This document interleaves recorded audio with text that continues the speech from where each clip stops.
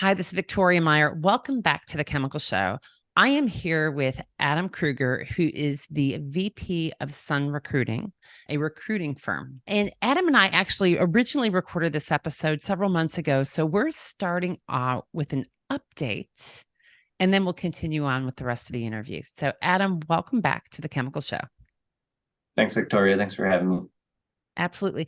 So let's just jump in really quick. What I really want people to hear is what's your assessment? And we're sitting here in fourth quarter of 2023. What's your assessment of the current job market and what's happening and where it's going as we head into 2024? Sure. We just recently sent out an update that we normally send out every quarter, kind of just cluing people into what's going on in the job market for the chemical industry specifically. And I said something like, in a word, it's weird. And what I mean by that is just there's so many different factors bearing down on the job market overall and the economy, but certainly the chemical industry is included in that.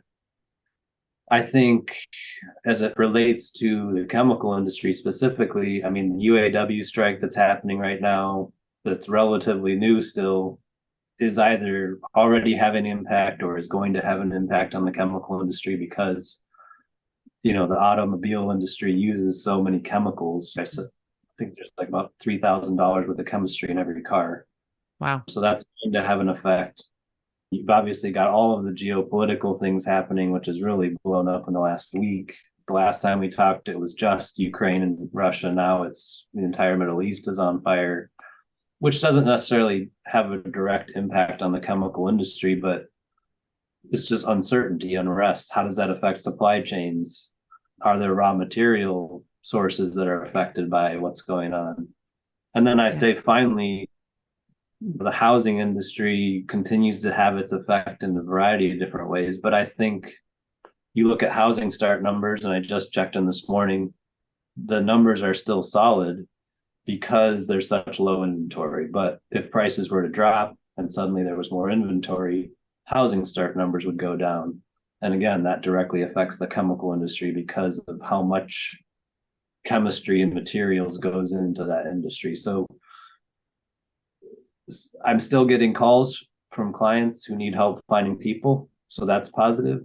But then I flip on the news and I'm like, oh, I don't know how all of that is going to affect the job market. So that's why I feel it's weird. In fact, I just read this week in the Wall Street Journal, they said for MBA graduates, most of whom don't come into the chemical industry, although I am one, but consulting and banking tend to be big hiring, what I want to call it, enterprises or businesses that MBAs go into, and that a lot of them are slowing down. They're recruiting, delaying offers, not making offers, et cetera. So I think everybody's in a bit of a watch and wait mode at the moment, especially as it relates to employment. Yeah, I would definitely agree with that. I've talked to companies in several subsectors in the industry. Some are, relatively stable year over year. Some are down 20 to 30% year over year. But keep in mind, last year for a lot of people was a great year, maybe their best year ever. So you're down 20% from your best year ever. It's probably more like it was pre-pandemic. So I think that's a reason we haven't seen a whole lot of widespread layoffs. But if projections start to go down, the next year over year, you might start seeing a few more of the bigger layoffs like we've seen in 2015, 2008, things like that. Yeah, that's helpful. So, but so far you're saying it's solid, but weird, to use your word, weird. Not knowing where it's going. Yeah. Yeah. Well, and the executives I talked to, I think everybody's in a bit of a figuring out what the planning is for the next year. Everybody's obviously in their end of year closeout, push to the end of the year, and then planning for 2024. And there's a lot of uncertainty on the horizon.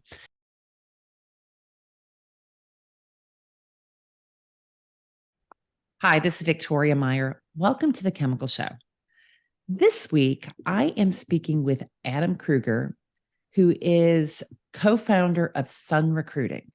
Adam specializes in placing chemical engineers into chemical manufacturing companies. Their main focus with Sun Recruiting is professional engineering and operations roles at all levels, and they've worked with companies large and small throughout the country. When not in the office, Adam is busy with his family of 5, bass guitar lessons, which I do want to know a little bit more about, and running, which I don't really want to know more about. Adam, glad to have you here. Welcome to the Chemical Show. Thank you, Victoria. Very happy and honored to be here. Great. What is your origin story? What got you interested in chemicals and ultimately into recruiting?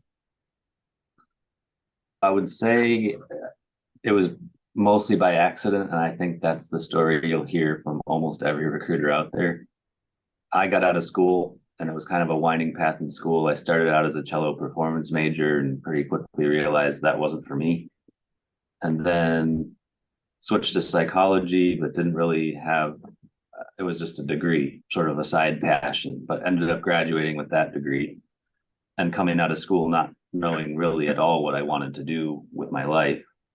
I got a job with State Farm Insurance right out of school, and I didn't like that. So one day I threw my resume out there on Monster, and I got a call from a guy named John Peterson who said he recruited chemical engineers and he needed a research assistant. So I was like, anything's better than what I have now. I'll take it.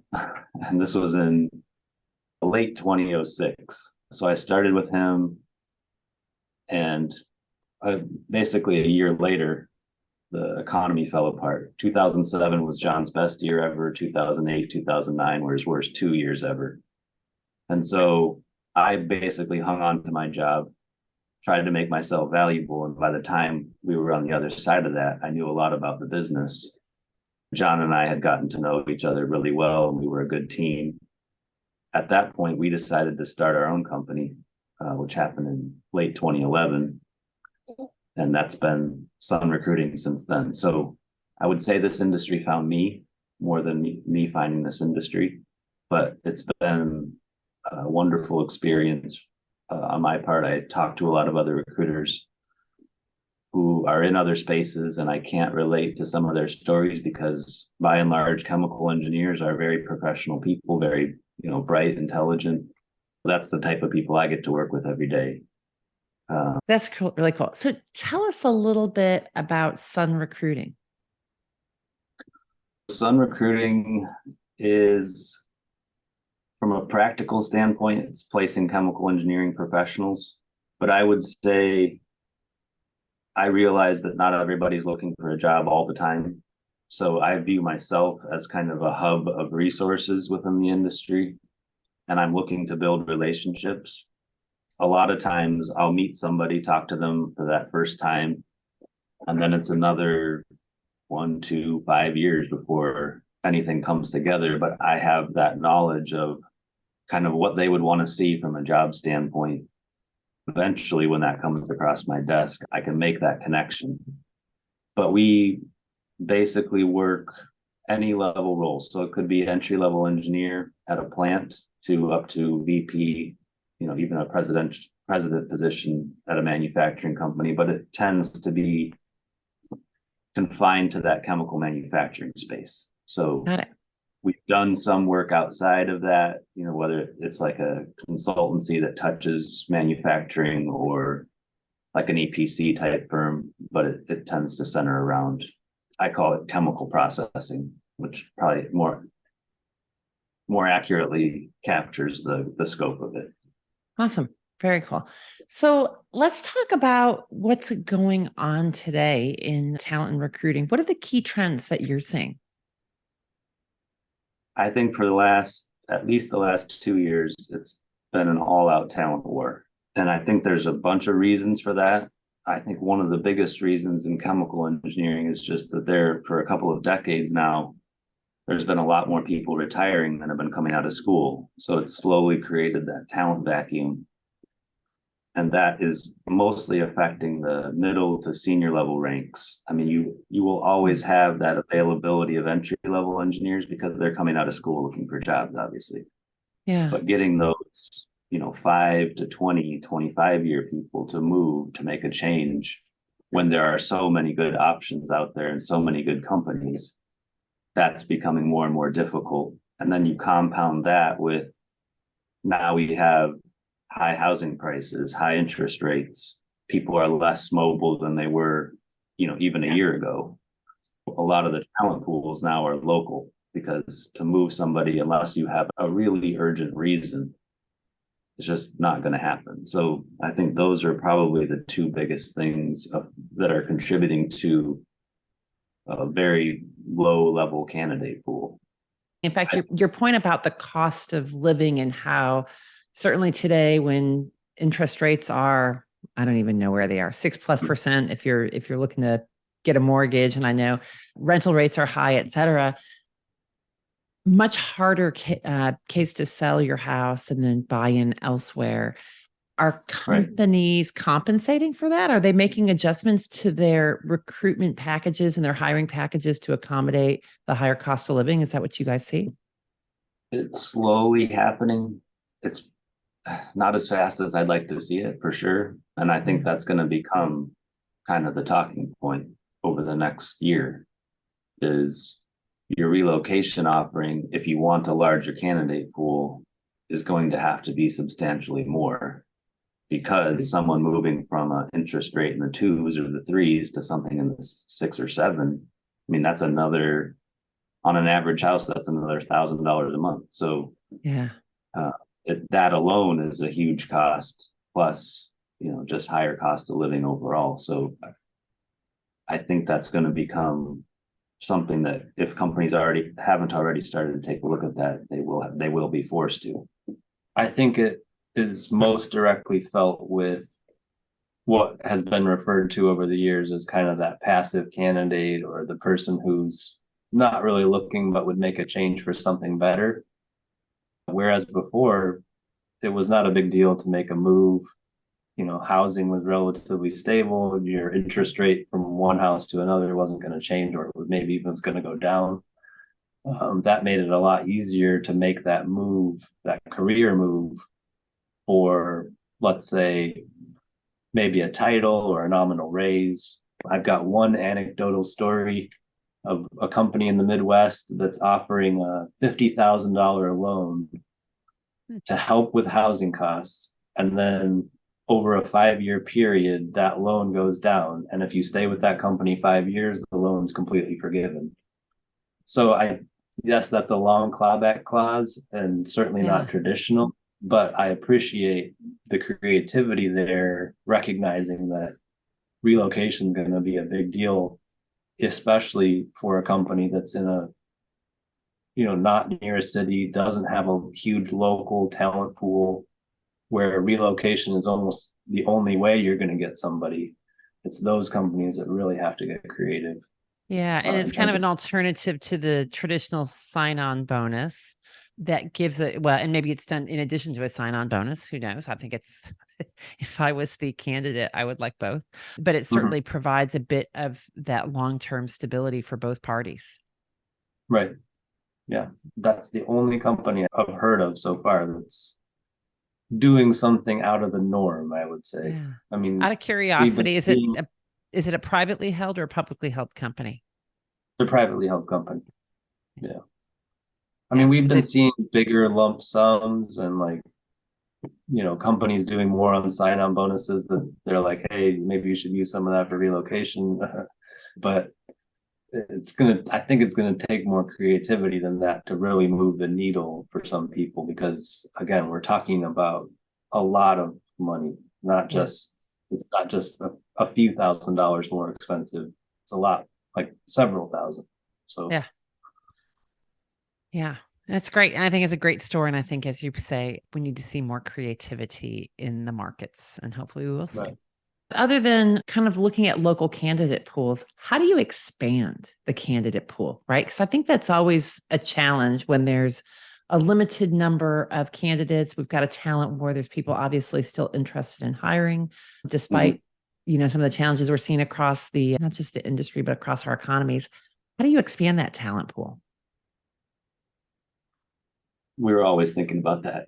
I think a lot of companies that have say they want somebody with kind of that mid-level range of experience, oftentimes they're having to expand that to maybe, okay, we'll take somebody with a year or two. So being flexible on that end of things, a lot of times it comes down to compensation. I mean, many of the people that I work with that end up getting offers have multiple offers at the end of their search. So you have to be competitive. And yeah, I think there's so much salary compression going on. I think that companies have to look at their current workforce and what they're paying them and look at trends, try to get information about what's going on. And if there's an adjustment that needs to be made there, that's not related to performance, it might have to happen. I did a poll back in January. I had 700 people respond. And my question was, have you gotten a non-merit-based compensation increase in the last 12 months? So something unrelated to your performance to company performance. And I think about 30% of people that responded said they had gotten something like that. So it's already starting. And I think that more companies are going to have to look at that. Right. And I think, it's a hard thing for a company. This has always been the case, but when salary inflation is occurring, let's just say the employees that are staying at the company they're getting squeezed on a comparative basis, right? So companies need to recognize that if they're willing to hire in somebody at salary X, they better be willing to adjust their own employees in an appropriate manner. Yeah. Interesting. But it's hard. That's a hard one to do. I mean, as a corporate executive, those are hard cases and numbers to make. I've thought about this quite a bit, because I've done a lot of salary work in this industry, but how much does it cost to replace an employee versus paying your current employees a little bit more? I would think the cost of replacing somebody and the knowledge they have, the experience they have, and just you're knowing that they're a culture fit already versus bringing somebody in who's an unknown quantity, having to train them, having to develop them. Like, there's a cost of that too. So by not increasing and staying competitive with the industry, your chances of losing your own people grow, and then that has a cost with it. So those are the types I think about when I think about this issue and how to address it, especially if you're a larger company that has a sizable engineering force. Right. Yeah, absolutely. And I've seen some data that says something like it's, effectively 6 months worth of salary to replace that person, not necessarily just from recruiting costs, which is one thing, but it's also the time lost, the training, the et cetera. So if it's 6 to 12 months, you can afford to nudge your existing employees a little bit. Right. Yeah. Interesting. So Adam, we hear a lot about back to work and hybrid working. And obviously the hybrid working's been going on forever, but it became very popular during the pandemic, right? But we hear about this driving a reluctance to work at specific companies. I've always assumed that employees in the chemical industry, particularly those that are working in manufacturing sites, understand that those roles are typically on-site and close to the assets. Needless to say, though, is this aspect of being fully remote, being partially remote, having hybrid options, is that a critical driver in employment decisions today with candidates you're talking to? It's definitely the number one question I get. Do I have any remote work jobs? So I know people are thinking about it. I don't know if it's necessarily preventing a company from having that candidate pool they want. But I would say in terms of motivators for, certain people, not all people for sure, but certain people who want that arrangement, I will talk to them and we'll go through everything. And then I'll say, hey, kind of tell me more about what kind of working conditions you want or a schedule. And they say the only change that I'll make is for a work remote position. So they're not otherwise looking unless that opportunity comes around. So I've always, I'm viewing myself as a resource. I always try to educate people. There's not a lot of those jobs in chemical manufacturing, certainly in the sales ranks. I think in corporate ranks, maybe even like design type positions where it's more desk work than actually being out in a plant. So I kind of steer people maybe to look at those types of roles, but with the sales and corporate side, I mean, the trade-off is that you're typically going to be traveling a ton. Right. For that type of position, you might be able to work from home, but you're going to be traveling 50, 60, 70% of the time. So I think the industry is getting more flexible in terms of, I see, hybrid work certainly has increased, 980 schedules, which is basically an 80-hour work schedule compressed into 9 days. So you get every other Friday off. I think that's gaining a lot of popularity. Do you see that growing, the 980 schedules? Oh, yeah. Because I would have thought that was going to go away at some point. It used to be only Gulf Coast companies were doing that, but now I see it almost everywhere. I think the Northeast has been a little bit slow to catch on, but it's pretty common here in the Midwest.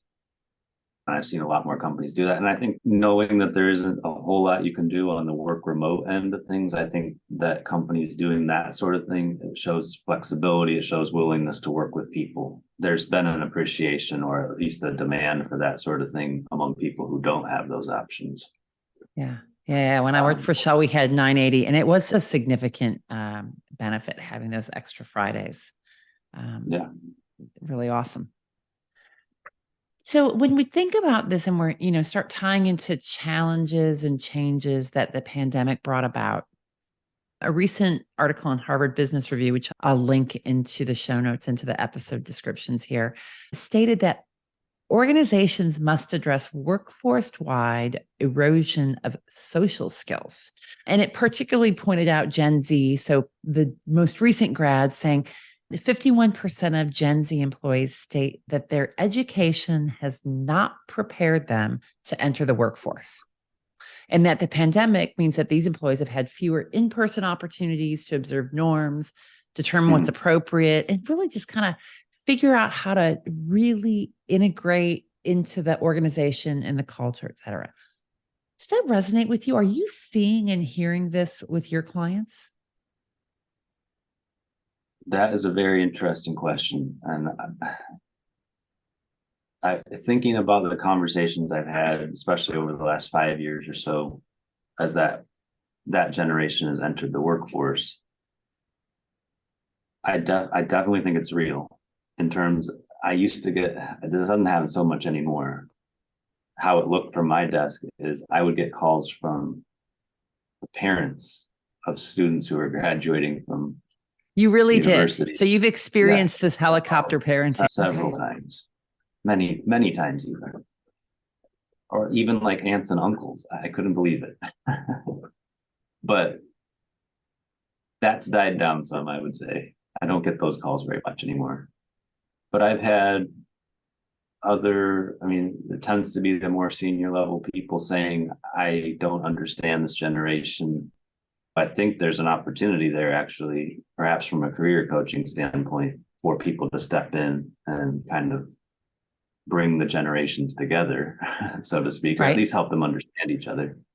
I think companies are doing a good job with mentorship programs, especially larger ones that have bigger engineering forces. I think that sort of thing should probably continue to grow, and that could help again with the different generations understanding each other.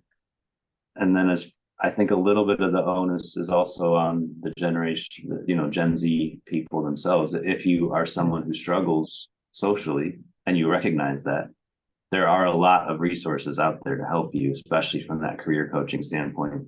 We've made attempt to partner with several career coaches that are all listed on our website, and they all have different areas of specialty.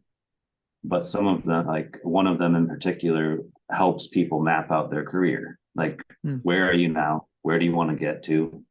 What are the stepping stones that you would need to take to get there? And working with somebody like that can help with the developing your own social skill set, learning how to navigate the workforce, learning how to navigate conflict, that sort of thing. So if you're someone who identifies with struggling in that area, then I would definitely seek out those resources. They're not very expensive, and they could end up having a huge benefit for you. Yeah, that's interesting. I also think one of the things that strikes me is that Gen Z in many ways it's a digital, what would they call them? Digital natives, right? They grew up in a digital world and they're used to connecting and communicating differently. So I sometimes think to say they don't have the same social skills, but I think generation to generation, they've never had the same social skills, right? There's always been differences and evolutions. And I think as the industry becomes more digital, that it seems like it should create opportunity for people with different skills, right? And I think it maybe will even ultimately encourage different skills, whether it be hard skills or whether the soft skills and social skills that are required. Yeah, one of the trends we've seen, and maybe you've seen this too, is just like the use of big data in manufacturing and data analytics. I mean, those are two almost subcategories of engineering that are very much on the cutting edge, and there's starting to be degree programs at some of the universities that specifically are about data analytics, big data, using that in manufacturing settings. So that could be the marrying of sort of the IT world with chemical manufacturing. Yeah. And are you starting to see more of that? More companies looking for a really robust data, I guess, data analytics as it relates to manufacturing? Yeah, I mean, it's mostly with the very large companies right now because they're the ones that have the resources to pursue this. But a chemi with a data analytics master's, I mean, that's going to be controls engineering is the hottest thing out there right now. And that's going to be the next hottest thing out there, in my opinion. Is just somebody who can look at a chemical manufacturing process who's got that computer knowledge or the software knowledge that big data has, and then being able to bring those two things together. That's where this industry is going to head. That's my opinion. Yeah, I agree. I think that's true. And I mean, I go back to my time in manufacturing, and data analytics were important then, right? But at that time, it was statistical process control, and we were looking at DCS systems, and the people that could understand the programming behind it and manipulate it it was really beneficial. But we've grown leaps and bounds since then, right? In terms of the technology and the data that the industry is applying to manufacturing and to its sites, et cetera. So having people that have that skill set and continue to grow in that skill set, I could see is really critical. Yeah, definitely. Awesome. So if you could give one piece of advice to chemical companies looking to fill open roles, what would it be? Was thinking about this, and if you're a small company and you don't hire engineers very often, I think there's a lot of education probably that needs to happen first before you dive in. Things have changed so quickly, especially on the compensation front over the last year or two. So knowing what a competitive salary is for a chemical engineer right now versus 3 years ago is going to be a big deal. And just knowing the landscape overall, it's difficult to hire a chemical engineer, especially if you're in a location that's, I mean, obviously there's nothing you can do about location, but if you're in one that's, less in demand, let's say, that's going to be a longer process. If you do hire a lot of engineers and you kind of already have that knowledge of where the industry is at, it's sort of going back to what we talked about earlier. Being flexible on your relocation package, that's going to be a big deal, and an increasingly big deal, because basically what's happened now is all of your homeowners are really kind of stuck. So it's more difficult to move and change if that's your situation. Whereas a renter, probably much more flexible, but even on that side of things, renting is much more expensive right now. So being able to help somebody from that side of things will increase the size of your candidate pool. And then again, being flexible from a work schedule standpoint, whether that's implementing a 980 schedule. I've talked to a few clients who are looking at that, offering your people some sort of hybrid schedule. Maybe they're able to work from home 1 day a week when they've got a lot of computer work to do or something like that. I think just offering little perks like that is a way to increase your talent pool, fill your job more quickly, and just, yeah, helping people feel desired. I mean, we always talk about in this market, people want to feel wanted. People Yeah. always want to feel wanted, but especially when there's a ton of people trying to get at you, trying to get your attention. Like I said earlier, a lot of people are getting multiple offers. So make sure that you make people feel wanted. Like you are we want you to come here, don't just leave. The silence speaks volumes. Don't let that speak for you. Yeah. Yeah, that's great. That is great advice. That is really great advice. If you were going to flip this and turn it, if you could give one piece of advice to engineers and other individuals looking to secure a new role, what would it be? I actually have two things. So first one would be periodically take time to reflect on where you are and where you want to go. Because I think a lot of people jump into a job search either out of dissatisfaction or boredom. I mean, there's a lot of different reasons people do it, but sometimes those are the reasons. And I think then you're kind of wading into waters without a clear idea of where you want to go, what you want to do, what you want to achieve. So taking that time every couple of years to sit down and say, okay, what do I like? What have I liked so far? Do I want to do more of that? What do I want to grow in? How do I want to challenge myself? I think that will help give you a clear picture of what that next step looks like. And so when you do enter that job search, you've got a clear idea of what your objectives are. And the second thing would be, again, I keep harping on the resources, but there's so many resources available. And they're not just through me. I mean, the career coaching we don't get anything out of those relationships. I just want people to be connected to other people in this industry who can help. And two of those people are chemical engineers. One of them is a civil engineer. So they're all engineers. They've all worked in this industry. So they know what they're doing. They can help you with their experience. Take advantage of mentors if your company offers a mentorship program. And even if they don't, if there's another senior engineer there, it doesn't have to be a formal program. Just say, hey, can we grab lunch? Can I pick your brain? That sort of thing. I've yet to meet a single experienced engineer that doesn't want to do that sort of thing. So I think even within the industry, there's a lot of help out there for people who are younger, who are coming up. Those would be my two biggest pieces of advice for people who are thinking about looking, starting to look, etc. Yeah, that's really great. And in fact, I know you shared with me one of the resources was your salary survey, which if you're okay with that, I will connect that onto the show notes for this episode so people have access to it. Yeah, Awesome. It's something I've been keeping up to date since 2015, updating it every couple of years, and it's gotten a lot more advanced now because I've used technology. But I just updated it this week.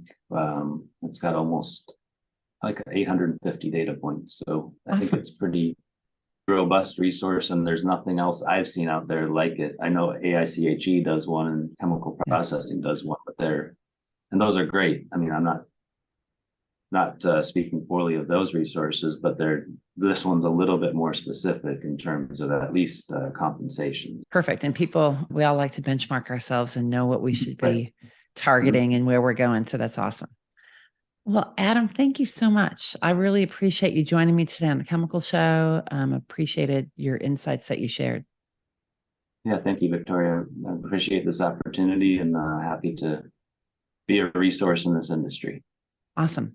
And if people want to get a hold of you or find out more information about Sun Recruiting, how can they do that?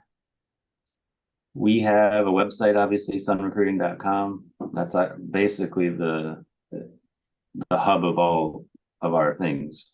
We actually have it's called the Centrifuge. It's like an industry blog.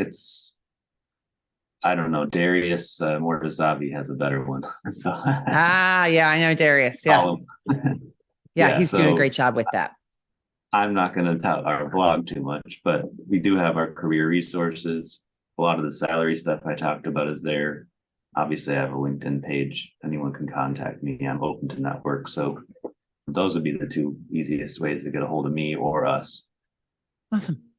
Great. Well, thank you for joining me today, Adam. And thank you, everyone, for joining us and listening to this episode of The Chemical Show. Keep listening, keep following and sharing, and we will talk to you again soon.